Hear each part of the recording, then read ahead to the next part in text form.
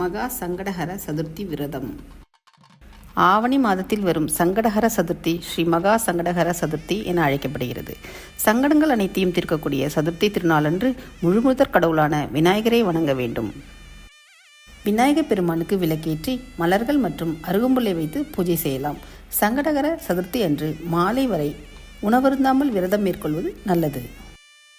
இவ்விரத நாளில் பசுமாட்டிற்கு பச்சரிசி, வெல்லம், வாழைப்பழம் கலந்த உணவை கொடுப்பது விரதத்தின் பலனை பல மடங்காக அதிகரிக்க செய்யும். விநாயகருக்கு பிரியமான கொழுக்கட்டை, சுண்டல், இனிப்பு பலகாரங்கள், பால், தேன், பழங்கள் உள்ளிட்ட உணவுகளை நெய்வேத்தியமாக படைத்து வழிபட வேண்டும். மாலை 6:30 மணிக்கு மேல் கோவிலுக்கு சென்று வழிபடுவது நன்மைகளை தரும். சந்திரனை தரிசித்து வழிபாடு செய்த பின் உணவருந்தி விரதத்தை முடித்துக் கொள்ளலாம். இவ்விரதத்தை வருடம் முழுவதும் மேற்கொண்டால் எண்ணிய காரியங்கள் அனைத்தும் தடையின்றி நடக்கும். சனி தோஷத்தால் துன்பப்படுபவர்களுக்கு நல்ல பலன்கள் கிடைக்கும்.